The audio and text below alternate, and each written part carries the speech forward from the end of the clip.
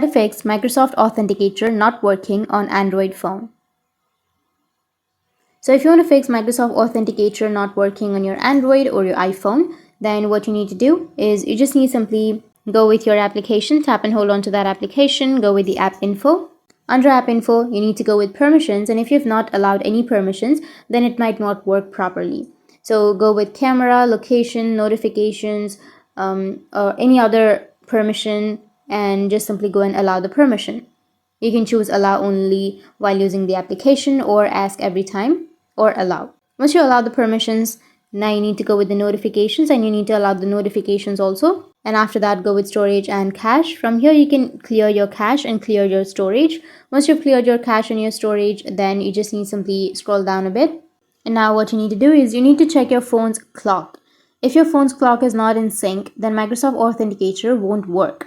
To fix this, you can enable your phone's automatic date and time feature.